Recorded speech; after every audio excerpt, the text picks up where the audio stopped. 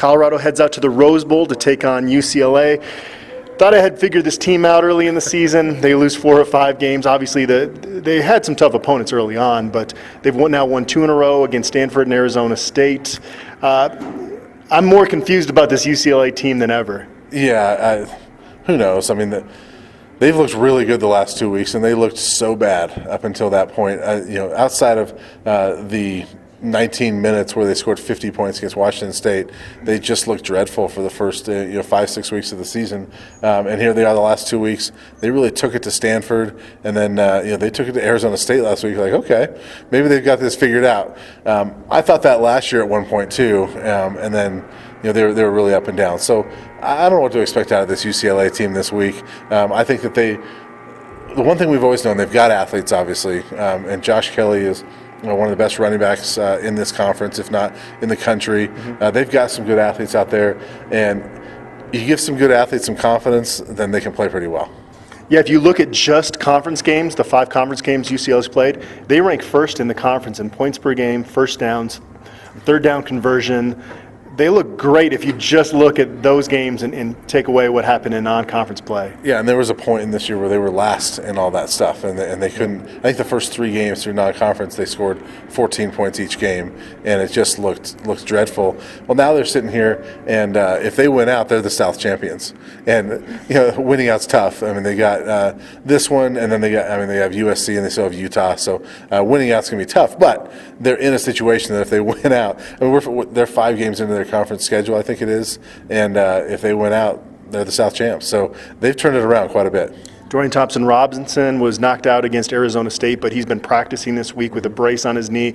It sounds like he's going to be out there when CU kicks off against them this weekend. Yeah, and he's been just as up and down as the team. I mean, there's times when they've played well, it's because he's played well. And he missed 1 game earlier this year. It was at home against Oregon State, and they looked awful, and they lost that game by 17. So if he plays, he's a difference maker for them for sure.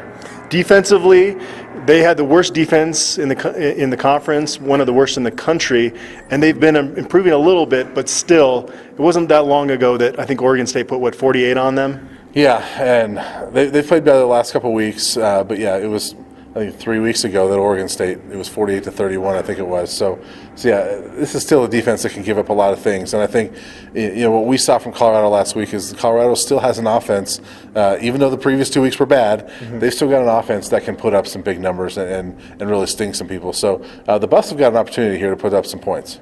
Yeah, Wazoo, the weather, I think, did play into that. You don't want to use that as an excuse, but the simple fact is that Montez has not played well in cold weather games. Right. Oregon's defense is elite level at times.